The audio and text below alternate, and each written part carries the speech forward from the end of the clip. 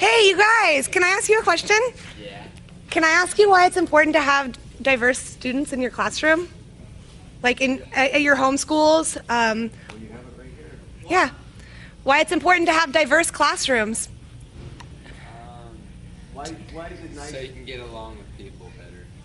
And To have diverse cultures in your classroom so you don't have a class full of all the same people. I mean, you learn better learn how to work better. How to work better with other people? Yeah. Different perspectives. Oh, that's a good answer. That's a really good one. That is. We got religious people, we got Mexican people, we got Burmese people, we got nutcases, we got Ricky, we got quiet guy, we have smart guy, we have Yev from Russia.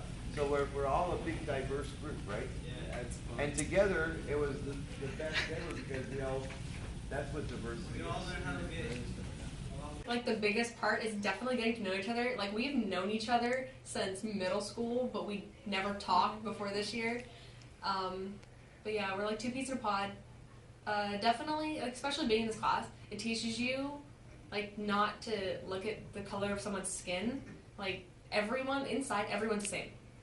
Everyone, they do everything the same. Yeah, everyone has like different attitudes and they come from different homes, but in the end, no one's like really that different. And it's really like upsetting that people get treated so differently because, you know, like with the diversity, there's different cultures, there's different traditions, and it's actually really interesting being able to learn about those. Well, a lot of people think I speak Spanish. They think I come from a horrible background, like, because I've even had teachers ask me if I'm gang affiliated because of just the way I dress or just how I do my makeup or how I look. How does that make you feel? It makes me upset because it's like, you know, just because I look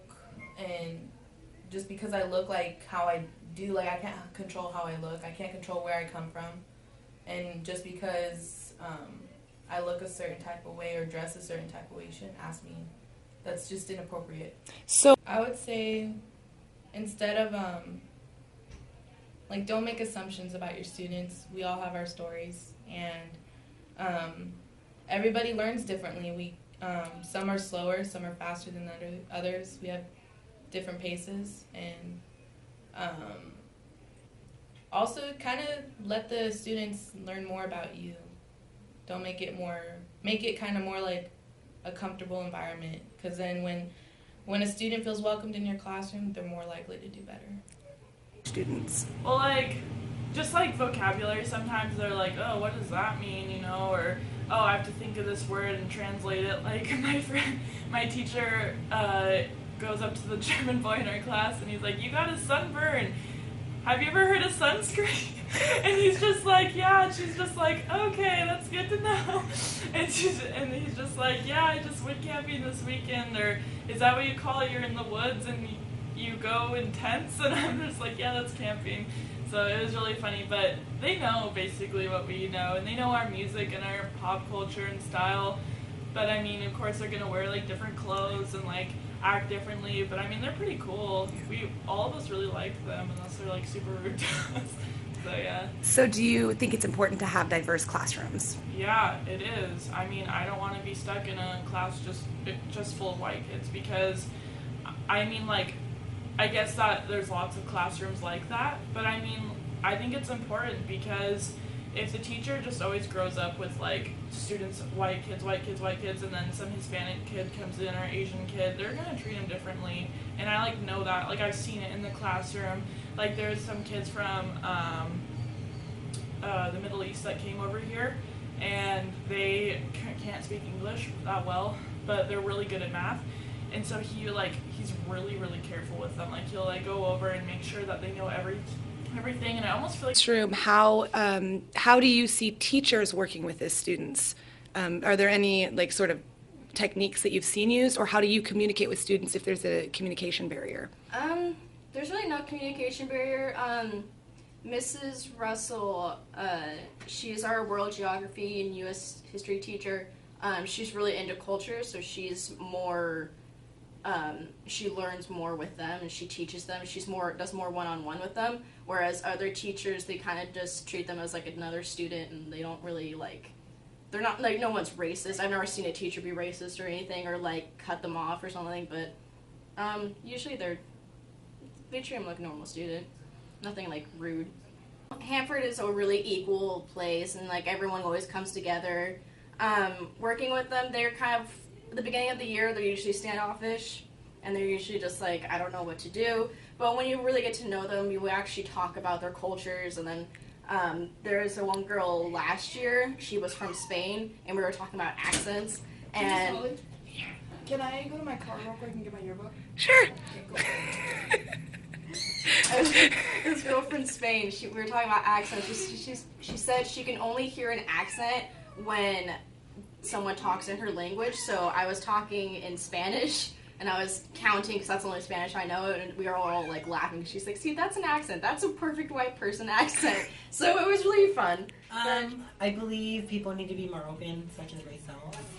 I think more people need to be more worried outside of their comfort zone, and I think it'd be a better world for us. Do you think that, have you seen any strategies that teachers use that sort of help foster diversity or help you make you feel comfortable in the classroom? Well, yeah, especially in this class, we would play games. Like, we played one where we would know 3 facts and which one is a lie. And that's pretty much how we get to know them, especially for me being gay. I think that helped me come out, especially with the other people I knew. So have you ever had any other cultures in a classroom of yours? We have Asians, Muslims, African Americans, whites, Mexicans. So there's a variety. And have you ever seen any like particular strategies that people will use to include those type of students in the classroom? Usually we just ask them like what would they do over there, and hopefully help us here in America. District teacher, and today I want to tell you a little bit about my experiences with diverse classrooms, which is mine. Not only is it diverse like culturally, but even social status, you know, the rich, the poor, the Hispanic, the Burmese, the autistic, the girls, the guys. I mean, that's all diversity. But what I do the first week of school is let them know that there's no way they're going to pass this class on their own.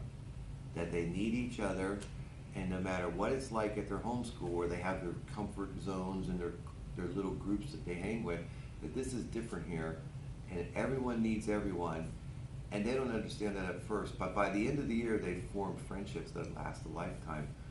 And so, as far as like the different groups, one thing you always want to do is make a quick connection with each family, and let them know, like the Hispanic families, especially have a lot of respect for teachers, and just a simple phone call to a Hispanic family will put you on a level of communication that will last you the whole year, no matter what happens. Yeah. The thing is that you have to be open-minded to what you're up against. I have a Burmese kid who I love dearly, but he wouldn't tell me he doesn't understand a word of English. And it's like everything is okay, yeah, all right, yeah. And he doesn't understand a word I'm saying. I said, Moo, would you please get a broom? He came back with a broom, 2 kinds of shovels, and a rake. And I said, Moo, I just wanted a broom. Yeah, okay, yeah. And he didn't know what he was getting, so he got everything. And so then when I realized, I said, Moo, do you understand a word I'm saying? Okay, yeah, okay. And I thought, well, this is great, because he was learning English, he just didn't feel comfortable speaking it. But we've had a lot of fun with him because we learned about his culture. And we learned about the differences between the kids that are from Panama, the kids that are from Uruguay, and the kids that are from Mexico. I mean, as Americans, we just group them all into one big group, but each one of them is entirely different. It's even different between the what they call the Wado, the white Mexican kids, and the Indio, which is like the Indian Mexican kids. So you have all these different things that all make up this one big group, And when you open their minds to how cool it is to know all these people, they all get engaged in it and they ask each other, and bring us some of this kind of food, and Moo, bring us some of your kind of food, and then we'll have a potluck and everyone brings all this food from everywhere. And what it does is it gets them ready, because when you go out into the world and you have to leave your high school groups, that like, these are all the kids that go hunting and fishing. These are all the girls that were, like, they call them popular girls. And these were all the guys that played athletics. And these were all the soccer players. And then now all that's gone. And it's just a shock for them to go into society, into a job, or into a college. And there's all these different people. And so what I try to do is I try to force them out of their comfort zone, because they're pretty comfortable and they like to be comfortable. But I like to force them out of that and get them to understand that, hey, this is great, you know, and all these different people have all these different ideas, and it's just, it is what America is. It's a big melting pot.